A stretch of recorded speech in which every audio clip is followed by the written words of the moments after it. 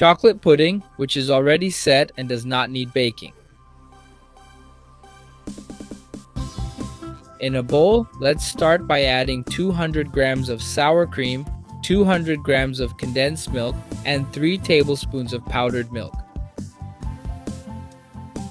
Now let's mix all of this really well.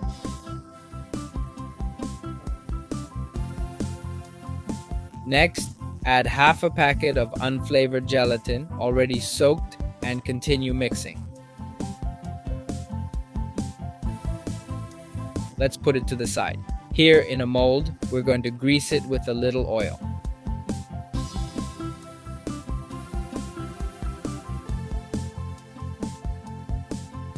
And now, we're going to add our Nestle mix.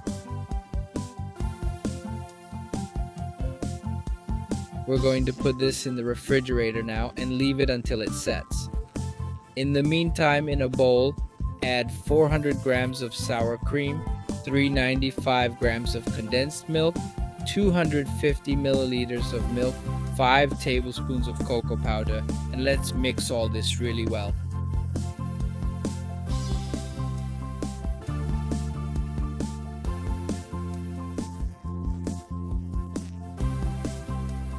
Once we get to this point, now let's add the unflavored gelatin already soaked.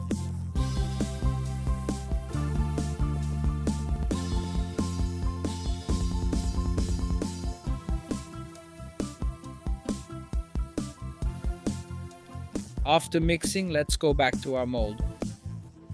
We're going to loosen the sides of our already set pudding.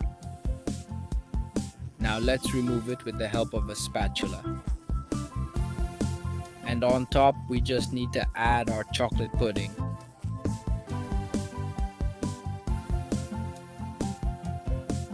Now, using the spatula, we just have to go along the sides to add all the chocolate, and this nest pudding will rise.